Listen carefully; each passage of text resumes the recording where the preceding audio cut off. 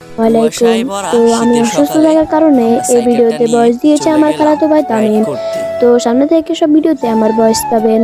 তীব্র তো আর শীতের কিছু বলবো মধ্যে না, ভিডিওটি আমরা এনজয় জমির করুন। আর মাঝখান দিয়ে আমাদের নতুন হাঁটতে চ্যানেলটি লাগলাম। সাবস্ক্রাইব করে পাশে থাকা বেল আইকনটি আজকের অন করে আশপাশ দিন। ছিল ধন্যবাদ, ভিডিও এনজয় কুয়াশায় ভরা। করুন। এত শীত পড়বে আমরা জানতাম না। তো দেরি না করেই চলে গেলাম রাস্তায়। সাইমনকে সাইকেলটা ধরিয়ে আমি হাঁটতে লাগলাম তার পিছন পিছন। সাইকেলটা রেখে সাইমন উঠে পড়লো, আমিও তার পিছনে উঠে চড়ে বসলাম। থমথমে পরিবেশ, নিস্তব্ধ রাস্তায় সাইকেল চালাতে লাগলাম। সাইকেল চালাতে চালাতে রাস্তাগুলো পেরিয়ে প্রায় চলে আসলাম দিঘির পাড়ে। আমাদের পাশে ছিল গোরস্থান। গোরস্থানকে পাশ কাটিয়ে চলে গেলাম দিঘির কর্নারে। সাইকেলটা রেখে হাত দিয়ে নিয়ে গেলাম সাইকেলটাকে, কারণ ওখানে ছিল ব্লক রাস্তা। ফাইনালি চলে আসলাম দিঘির মাঝখানে।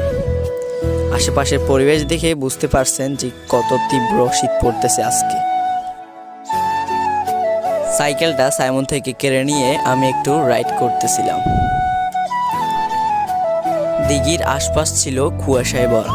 এমন অবস্থায় আমি সাইকেল চালাচ্ছিলাম। তখন আমাকে দেখে তাসিন সাইমনের পিছনে চড়ে বসলো। তাকে নিয়ে সাইমন একটু রাইড করতেছিল। আমিও তাদের পিছনে পিছনে আসছিলাম। পরীক্ষা শেষ হওয়ার কারণে আমরা নানুদের বাসায় এসে দিঘির পাড়ে চলে গেলাম। এত কুয়াশা পড়তেছিল যেন হাঁটতে পাগুলো আর আগাচ্ছিল না। সাইকেল থেকে নেমে আমরা পায়ে হেঁটে সামনে এগোচ্ছিলাম। আমরা মূলত ওইখানে পাহাড়ের চূড়ায় উঠব, তাই এই কর্নারে আসছিলাম। আগে যখন আসতাম তখন পাহাড়ে এত গাছপালা ছিল না। রক্ষণাবেক্ষণ না করার কারণে এত গাছপালা হয়েছে, তাই একটু উঠতে কষ্ট হচ্ছিল।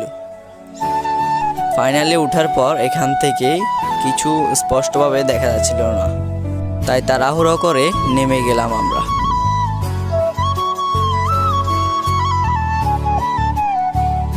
তখন তাসিনও আমাদের পিছন পিছন আসছিল।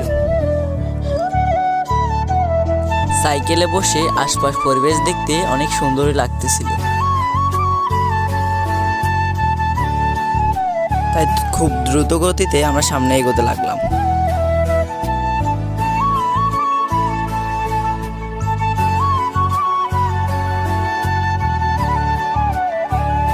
পাহাড়ে ওঠার কারণে তাসিনের পায়ে ধুলো লাগার কারণে সে